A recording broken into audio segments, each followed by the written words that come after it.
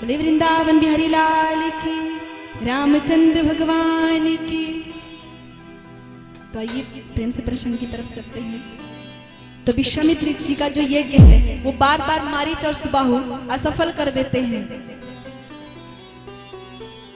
तो विश्वामित्र जी के कान में ये बात पड़ती है, उनको पता चलता है कि जिनको प्राप्त करने के लिए मैंने गृहस्थ आश्रम छोड़ दिया वो तो गृहस्थ आश्रम में ही पधार चुके हैं, नारायण का अवतार हो चुका है। तो उन्हें लगा कि एक काम करता हूं, मैं अयोध्या जाता हूं, अयोध्या जाऊंगा, वहां पे उनका दर्शन भी करूंगा और राम जी को लेके आ जाऊंगा। यहाँ पे वो मारीच और सुबाहु का वध करेंगे जिससे मैं सनाथ हो जाऊंगा। उनको लेके आऊंगा तो मैं सनाथ हो जाऊंगा, अभी मैं अनाथ हूं। और वहां से निकल पड़ते हैं और सुबह ही निकल पड़ते हैं, सुबह ही चलते हैं। अच्छा, आज का जो समय है, आज कोई अभी 3 बजे जग जाए, 3 ही बजे जग जाए और काम करना शुरू कर दे तो पूरे गांव के लोग सुबह कहते हैं आपके घर कोई काम था क्या? आज 3 बजे लोग जग गए। गांव भर इकट्ठे हो जाते हैं पूछने के लिए कि 3 बजे क्या हो रहा था आपके घर में। आज इकट्ठे हो जाते हैं, लेकिन पहले क्या होता था, यदि कोई 8 बजे सो के उठता है पहले, तो तब गांव भर के लोग इकट्ठे होते थे। आज देर से क्यों उठे? आज कोई सवेरे उठ जाता है तब लोग इकट्ठे होते हैं, पहले कोई देर से उठ जाता था तब लोग इकट्ठे हो जाते थे। दशरथ जी देर में उठे थे, भीड़ लग गई थी उनके द्वार पे। समय देखिए कितना बदल रहा है, जमाना कितना बदल रहा है, बहुत बदल चुका है जमाना। ध्यान दीजिएगा, जमाना बहुत बदल चुका है। पहले लोग दरवाजे पे 2 आदमियों को रखते थे, कोई कुत्ता ना घुस जाए, रखते थे कि नहीं? पहले लोग अपने जो अच्छे लोग अमीर लोग होते थे वो अपने दरवाजे पे 2 आदमियों को रखते थे जिससे कुत्ता ना घुस जाए। आज लोग दरवाजे पे 2 कुत्तों को रखते हैं जिससे आदमी ना घुस जाए। कितना जमाना बदल चुका है, लोग का विचार कितना बदल चुका है, दृष्टि कितनी बदल चुकी है। जैसी दृष्टि वैसी सृष्टि, दृष्टि बदलती विचार बदल रहे हैं, सब कुछ बदल रहा है। 5000 वर्ष में इतना बदल चुका है, आगे तो पता नहीं क्या होने वाला है। आज क्या है, 8 बजे खरदूषण जागा और सुरती चुनना मागन लागा। 8 बजे उठेंगे और उठते ही ना ब्रश है ना मंजन है, बस तुरंत सुरती ठुकार मुंह में डाल लिया, फिर कुछ कोई काम करने जा रहे हैं। आज ऐसा जमाना आ गया है। विश्वामित्र जी सुबह उठते हैं और वहां से चल पड़ते हैं अयोध्या की तरफ। अयोध्या की तरफ बढ़ते हैं और रास्ते भर यही सोचते हैं कि जिनको प्राप्त करने के लिए मैंने गृहस्थ आश्रम छोड़ दिया वो इसी गृहस्थ आश्रम में आ गए। तो इसका मतलब होता है कि ये जरूरी नहीं कि आपको भगवान को प्राप्त करना है तो आपको गृहस्थ आश्रम छोड़ना पड़ेगा। संत तो कहते हैं कि सबसे बड़ा आश्रम गृहस्थ आश्रम है, क्योंकि जो गृहस्थ आश्रम होता है ना, वहाँ पे भिखारी भी आते हैं, भगवान भी आते हैं, अमीर भी आते हैं, गरीब भी आते हैं, सब आते हैं। जो गृहस्थ होता है उसके दरवाजे पे सब आते हैं, अमीर गरीब सब आते हैं। गृहस्थ आश्रम सबसे बड़ा आश्रम होता है। ये जरूरी नहीं कि भगवान को प्राप्त करने के लिए आपको वन में जाने की आवश्यकता है, बिल्कुल नहीं। आप घर पे रहिए, काम करते रहो, नाम जपते रहो, अपना काम करिए, अपना कर्तव्य करिए, अपना ड्यूटी करिए, जो भी आपको करना है वो करिए, लेकिन बस केंद्र में भगवान होना चाहिए, बस और कुछ नहीं करना है। बस पुरुषार्थ करिए अपना, धर्म अर्थ काम और मोक्ष। पहले धर्म का चादर ओढ़िए, फिर अर्थ करिए, प्रयोजन बनाइए अपना, क्या मुझे काम करना है, धर्म का चादर ओढ़िए। फिर अपना जो भी आपको बिजनेस करना है, आपको नौकरी करनी, पढ़ाई करनी है, धर्म का चादर ओढ़ के आप अपना कर्म करिए, अर्थ करिए। उसके बाद काम आता है। अर्थ करेंगे तो आपके पास पैसे आएंगे, और पैसे आएंगे तो उससे आप भोग विलास की वस्तुएं रखेंगे, अच्छा घर बनवाएंगे, बढ़िया एसी कूलर रखेंगे। फिर काम अपना उसका भी भोग करिए, वासना वो भी भोग, सब भोग करिए। आप जो भी आपको करना, बढ़िया एसी में रहना है, कुछ भी करना वो करिए। धर्म अर्थ काम और फिर सब करिए, लेकिन धर्म का चादर ओढ़ेंगे तो लास्ट में आपको मोक्ष मिलेगा। धर्म अर्थ फिर काम फिर मोक्ष निश्चित है। कुछ भी करिए आप, बस धर्म का चादर ओढ़िए। हम कितना भी, आज लोग गंदा कपड़ा पहन लेते हैं, जब उससे थोड़ी दुर्गंध आती तो क्या करते हैं, सेंट मार लेते हैं। ऐसा होता है ना, कभी कभी होता है कि कपड़ा गंदा है, थोड़ा दुर्गंध आ रहा है तो लाओ सेंट मार लेते हैं, महकने लगेगा। वैसे ही आप कोई भी काम करिए, धर्म का सेंट मार लीजिए, सुगंधित होता रहेगा, सब खुद भी महकते रहेंगे, लोग को महकाते रहेंगे। तो धर्म का चादर ओढ़िए और फिर कुछ भी करिए, कुछ भी करिए, गृहस्थ आश्रम में रहिए, चाहे किसी भी आश्रम में रहिए, आपको भगवान की प्राप्ति अवश्य होगी। तो विश्वामित्र जी क्या करते हैं, वहां से निकलते हैं और रास्ते भर यही बात सोचते हैं। कुछ लोगों ने सुंदर दान दिया है, इसको प्रस्तुत करते हैं। ये कुलदीप शुक्ला जी हैं, उनकी तरफ से 21 रुपये, लखन शुक्ला जी हैं, उनकी तरफ से 11 रुपये, और चंदन शुक्ला जी हैं, उनकी तरफ से 11 रुपये हैं, और गुड्डू गुप्ता जी हैं, उनकी तरफ से 21 रुपये, अर्चना पांडे जी हैं, उनकी तरफ से 11 रुपये, और नारायण तिवारी जी हैं, उनकी तरफ से 11 रुपये, और श्री नौधा ब्रह्मदेव बाबा जी की तरफ से 11 रुपये, और महेश राठौर जी हैं, उनकी तरफ से 11 रुपये, और सुधाकर शुक्ला जी हैं, उनकी तरफ से 21 रुपये, शरद पांडे जी हैं, उनकी तरफ से 11 रुपये, श्री नौधा ब्रह्मदेव बाबा जी की तरफ से 11 रुपये, अनुज राजवंशी जी की तरफ से 21 रुपये, और श्री नौधा ब्रह्मदेव बाबा जी की तरफ से 101 रुपये, और सत्येंद्र मिश्रा जी हैं, जिनकी तरफ से 1101 रुपये हैं। प्रेम से आप लोग ताली बजाएंगे, और सबके नाम की ताली।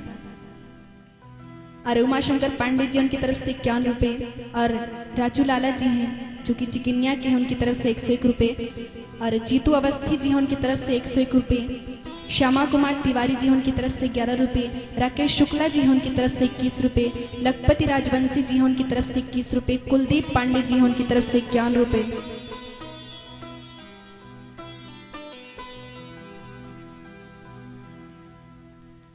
मैं भगवान से प्रार्थना करती हूँ, जितने लोगों ने दान दिया है सबको, जितने लोगों ने दान दिया है, जितने लोगों ने नहीं दिया है, सबको भगवान मस्त रखे, व्यस्त रखे, तंदुरुस्त रखे, सारी इच्छाएं पूर्ण करे, दीर्घायु करे। ये मेरी भगवान से प्रार्थना है। तभी प्रसंग की तरफ बढ़ते हैं। विश्वामित्र जी अयोध्या में जाके पहुंचे, और जैसे ही अयोध्या वासियों को पता चला कि विश्वामित्र जी आए हैं, तो हवा की तरफ बहुत दूर दूर तक ये बात फैल गई कि विश्वामित्र जी आए हैं, जो विश्व के मित्र हैं वो आए हैं, विश्वामित्र जी आए हैं। तो फिर सभी लोग आए, उनका स्वागत किया गया, उनका सम्मान किया गया। फिर डरते डरते दशरथ जी विश्वामित्र जी को ले जाके बैठाए, फिर चरणों में बैठे और हाथ जोड़कर उन्होंने कहा कि महाराज आपकी मैं क्या सेवा कर सकता हूँ। तो विश्वामित्र जी ने कहा कि महाराज मैं आपसे याचना करने आया हूँ। अच्छा एक बात ध्यान दीजिएगा, विश्वामित्र जी वहां से सोच के क्या आए हैं कि मैं जाऊंगा राम जी को लेके आऊंगा, मतलब राम जी को मांगूंगा, मांगने आए हैं। लेकिन कहते हैं कि महाराज मैं आपसे याचना करने आया हूँ, मांगने नहीं आया हूँ, याचना करने आया हूँ। ये भारत का गौरव है। भारत का संत कभी किसी से कुछ मांगता नहीं है। भारत का संत अभिमानी नहीं होता, लेकिन स्वाभिमानी बहुत होता है। अभिमान नहीं होना चाहिए, लेकिन स्वाभिमान तो एकदम होना चाहिए। भारतवासियों को, और भी भारतवासियों को तो आंसू पीकर हंसने की आवश्यकता है। आंसू पीकर हंसे भारतवासी। ये भारत के संत हैं, आते हैं कहते हैं मैं मांगने नहीं आया हूं, बल्कि मैं याचना करने आया हूं। भारत का संत कभी मांगता नहीं। सुदामा जी का तो आपने देखा ही होगा, सुदामा चरित्र आपने देखा ही होगा। सुदामा जी कितने गरीब थे, उनके बच्चे 11 दिन उपवास रह गए, भोजन नहीं था करने के लिए।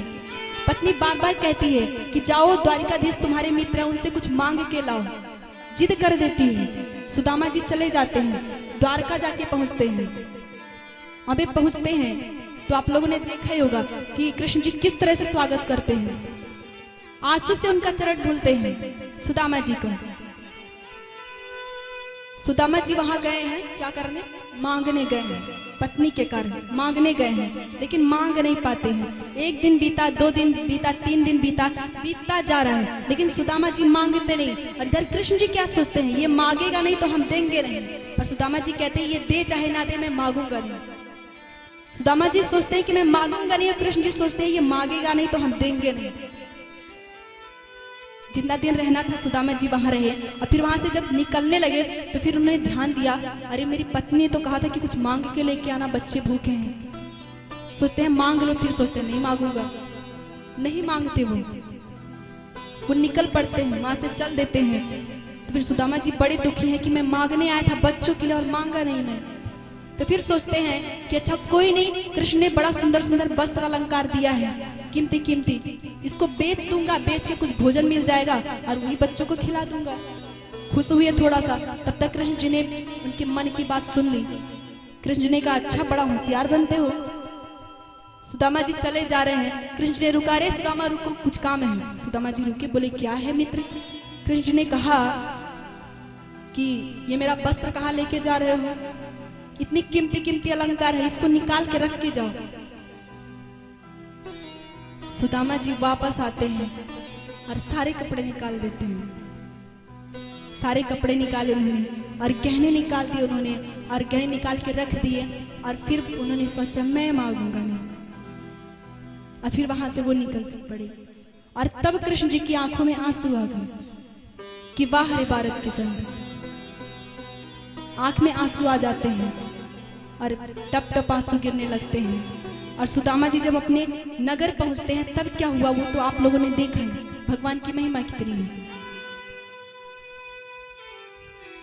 जब सुदामा जी पहुंचे तो वहां पे क्या भाव था, चलिए एक भजन गाते हैं, बड़ा सुंदर है। सुदामा जी का ये, बता मेरे यार सुदामा रे,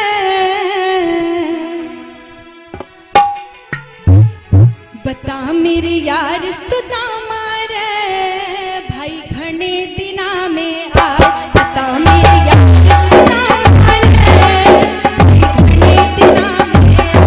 बता मेरे यार सुदामा रे, बता मेरे यार सुदामा रे, भाई घने दिना में आ।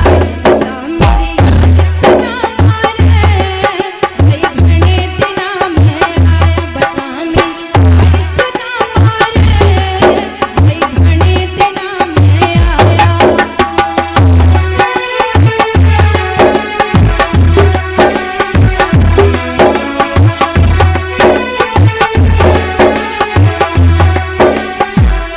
रे बालक तेरे जब लाया करता, रोज खेल के जाया करता। बालक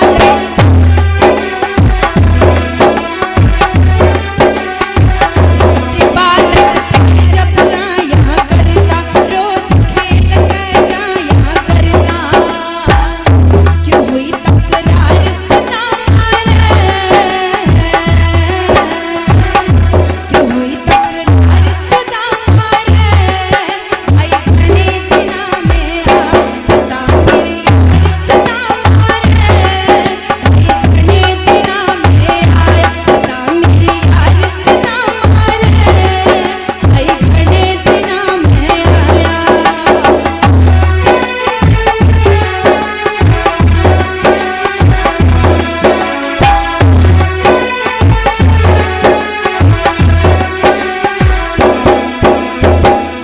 रे मैंने सुना दे कुटुंब कहानी, क्यों घर पड़ गई ठोकर खानी। मैंने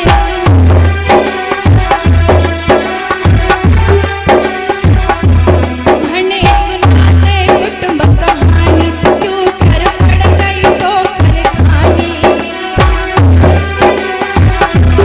क्यों घर पड़ गई ठोकर खानी। रे क्यों गया हार सुदामा रे, क्यों गया हार सुदामा रे, भाई घने दिना में आया। बता मेरे यार सुदामा रे, भाई घने दिना में आया। बता मेरे यार सुदामा रे, भाई घने दिना में आया। बता मेरे यार सुदामा रे,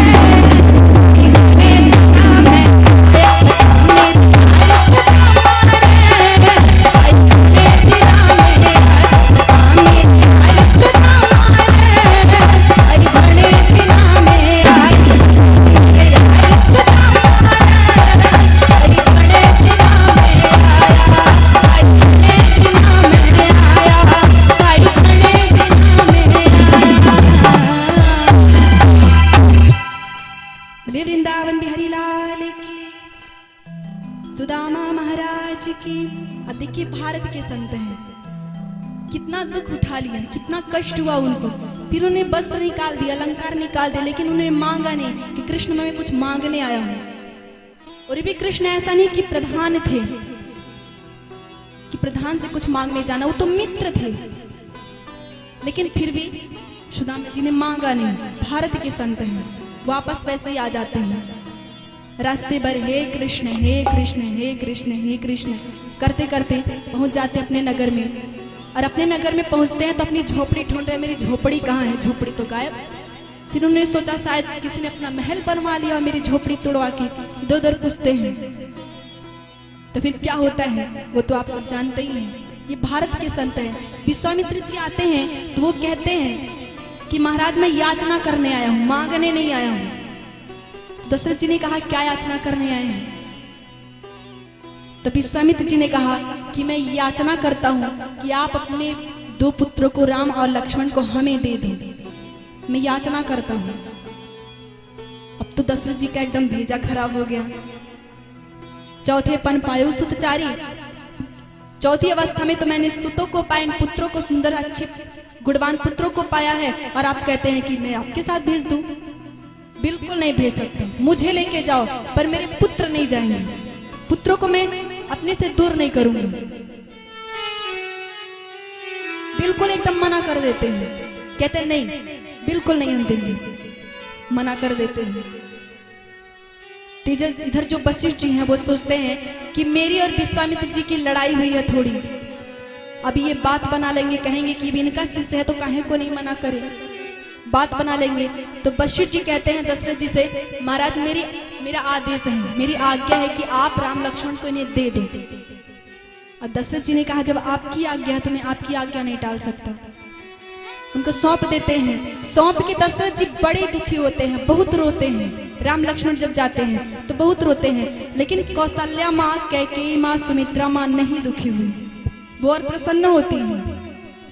जब राम जी लक्ष्मण जी को विश्वामित्र जी ले गए तो कौशल्या माँ, कैकेयी माँ, सुमित्रा माँ सुखी खुश होती हैं, प्रसन्न होती हैं। दशरथ जी खूब रोते हैं। क्यों? क्योंकि तीनों माताओं को पता है कि ज्योतिषी ने बताया था कि एक संत लेके जाएंगे आपके पुत्रों को तो उधर से आपके पुत्र दुल्हन लेके आएंगे।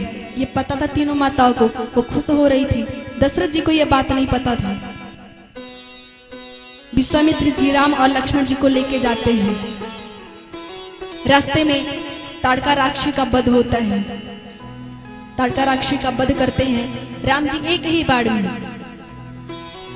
एक ही बाण में ताड़का राक्षसी, एक ही बाण में ताड़का राक्षसी, उठ सकी ना पड़ी की पड़ी रह गई, उठ सकी ना पड़ी की पड़ी रह गई। एक ही बाण में ताड़का राक्षसी का वध कर दिया, मुक्ति मिल गई ताड़का को। फिर आगे बढ़ते हैं, विश्वामित्र जी के आश्रम में पहुंचते हैं। शाम होती है, फिर सुबह हुआ तो सुबह विश्वामित्र जी को कुछ कहना ही नहीं पड़ा। पहले ही राम और लक्ष्मण आए, उनके समीप खड़े हुए और उन्होंने कहा कि महाराज आप निर्भय होकर जाके यज्ञ करो। प्रातः मुनिसन गए रघुराई, और क्या कहा? निर्भय यज्ञ करो तुम जाए, आप निर्भय होकर जाके यज्ञ करिए, राक्षसों को तो मैं देख लूंगा। अब एक तरफ राम जी धनुष लेके, एक तरफ लक्ष्मण जी धनुष लेके खड़े हो गए और फिर यज्ञ प्रारंभ हो गया। जब अंतिम आहुति पड़ने वाली थी तब मारीच और सुबाहु अमंगल द्रव्य लेके दौड़ पड़े। एकदम आता ताई हो गए हैं, एकदम आता ताई हैं, क्योंकि मारीच और सुबाहु जो थे वो संतों को परेशान करते थे। तो एक बार अगस्त ऋषि को परेशान करने चले गए। अगस्त ऋषि ने श्राप दे दिया, जाओ तुम दोनों भयंकर राक्षस हो जाओ। अब मारीच और सुबाहु राक्षस हो गए थे, सुंदर राक्षस हो गए। और जब राक्षस हो गए तो उनके पिता को पता चला तो वो अगस्त ऋषि से बदला लेने गए। और जब बदला लेने गए तो अगस्त ऋषि ने उन्हें भी राक्षस बना दिया और परेशान की, तो उन्हें मौत के घाट उतार दिया। अब ताड़का बची, ताड़का भी रूपवती है। अब ताड़का बदला लेने गई तो उनको भी भयंकर राक्षसी बना दिया।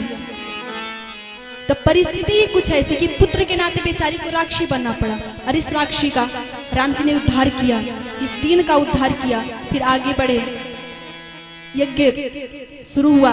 मारीच और सुबाहु जब अंतिम आहुति पड़ती है तो अमंगल द्रव्य लेके आते हैं। राम जी जब देखते हैं तो एक ही बाण सुबाहु को मारते हुए आसमान में ही जल के भस्म हो जाता है, और मारीच को उन्होंने बिना फल का बाण मारा, बिना नोक का बाण मारा, और बाण मारा तो वो 400 कोस जाके दूर गिरा, 7 योजन पार जाके गिरा। मारीच को उन्होंने मारा नहीं, इसलिए नहीं मारा क्योंकि वो महत्वपूर्ण पात्र है भी। उन्हें नहीं मारा, उनका यज्ञ सफल हुआ। फिर कुछ समय तक वहां रुकते हैं, और अब विश्वामित्र जी कहते हैं कि हे राघव, तुमको मैं एक जगह लेके चलता हूँ घुमाने के लिए। जगह नहीं बताते हैं, बस कहते हैं एक जगह में लेके चलता हूँ। राम जी ने कहा कहाँ पे? तो विश्वामित्र जी ने कहा कि ये बाद में बताऊंगा। राम और लक्ष्मण जी को लेके वो जनकपुर की तरफ जा रहे हैं। रास्ते में फिर राम जी ने कहा कि आप लेके कहाँ जा रहे हो, ये बताओ। तो विश्वामित्र जी क्या कहते हैं? जनकपुर उत्सव है भारी, जनकपुर उत्सव है भारी, अपने वर का चयन करेगी। विश्वामित्र जी कहते हैं कि जनकपुर में बहुत बड़ा उत्सव है, वहां पे स्वयंवर रखा गया है। जो सीता है उनका स्वयंवर रखा गया है, शिव धनुष रखा गया है। शिव धनुष को जो तोड़ेगा उससे से सीता जी का विवाह होगा। वहीं पे हम आपको लेके चल रहे हैं।